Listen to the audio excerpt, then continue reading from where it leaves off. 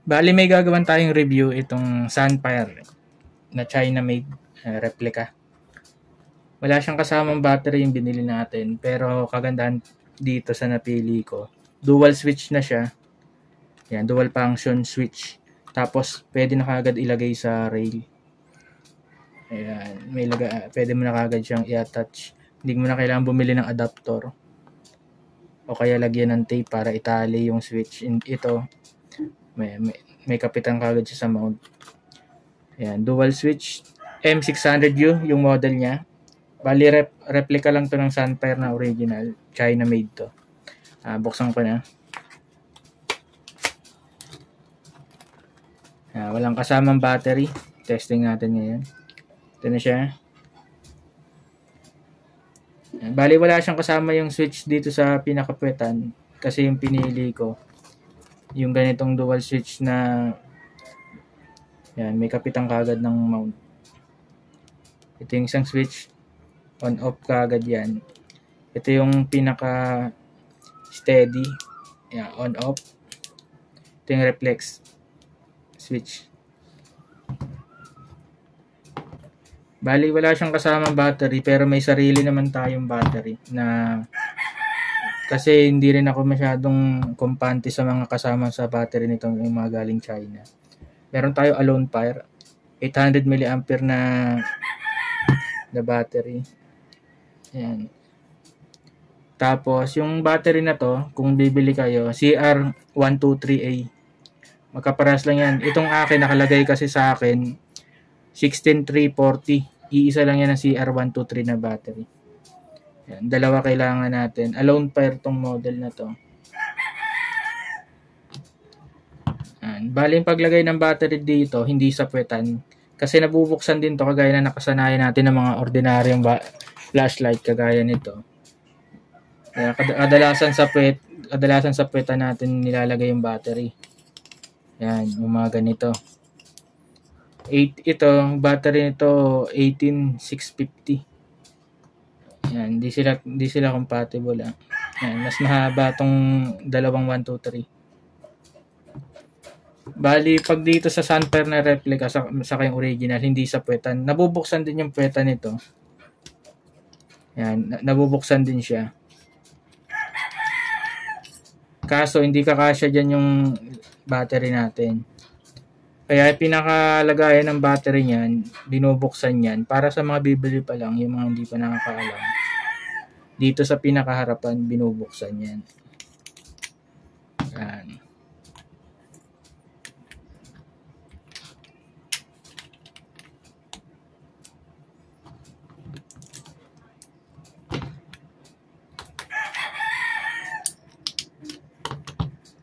Yung paglagay ng battery, yung pinaka-una mong ilalagay, yung negative, yung walang ulo. Ayan. Tapos yung may ulo, yan yung nakalabas. Patungo dito sa pinaka-valve.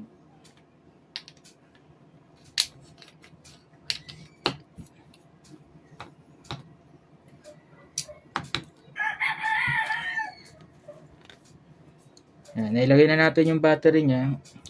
Bali, ito na yung pinaka-switch natin.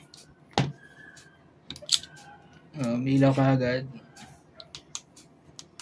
Ayun, lakas niya. Tapos, ito yung reflex na switch. Ayan, iilaw lang siya pag nakadiin.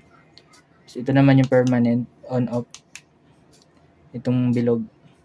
Ayan, bali, ilalagay natin to sa MP5 natin dahil wala pa siyang flashlight. Pakita ko sa inyo. Bali, dyan natin siya ilalagay sa MP5 natin na yan. Ayan, yung iba natin kasi may mga flashlight na yan para pang night game. Bali, ito yung MP5 natin. Yan, kunin ko na. Bali, lalagay na natin siya. Tinanggal ko muna yung connection para may ayos ko. Itong switch niya, tinanggal ko muna.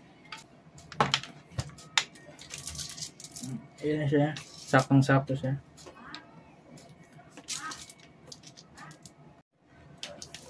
Bali, sunod yung switch. Ito. Rubber siya. Kaya madali lang siya ilagay. I-clip lang natin siya.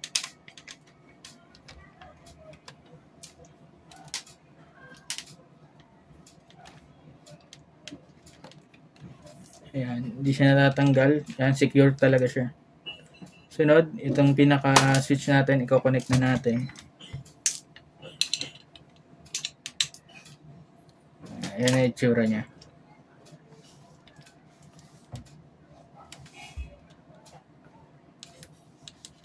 Saktong-sakto sa kamay ko. Ayan. Tapos, may binili rin ako na para sa wire.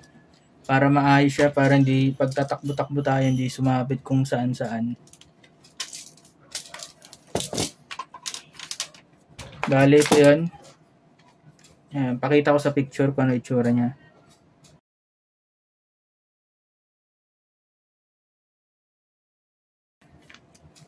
Ayan, bali yan siya. Para to sa mga wire dito, para hindi makalat. Ayan siya. Tatlo yung kasama niyan pag bumili kayo. Nasa 200 plus din to. Kaya ito napili natin, pang isahan lang. Kasi para hindi takaw sa space sa rail. Ayan.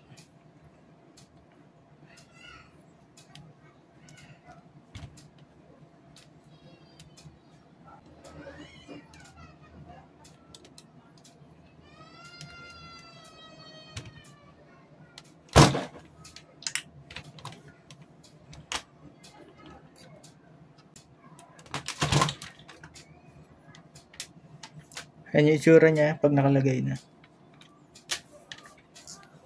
Ayan, ito yung kabilang side. Sa kabila naman ako.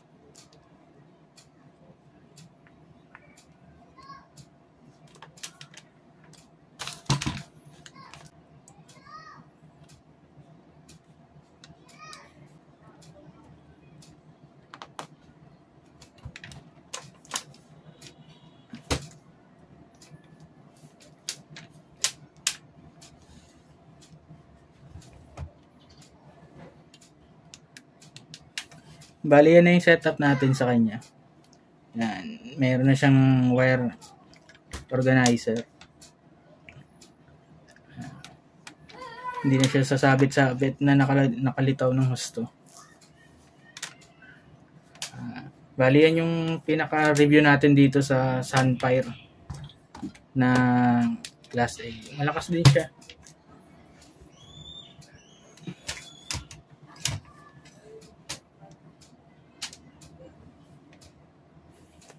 Lakas din siya. Maganda siya pang night game talaga. Maganda rin yung switch. Di makalat tignan. Ayan. Para like and subscribe na lang.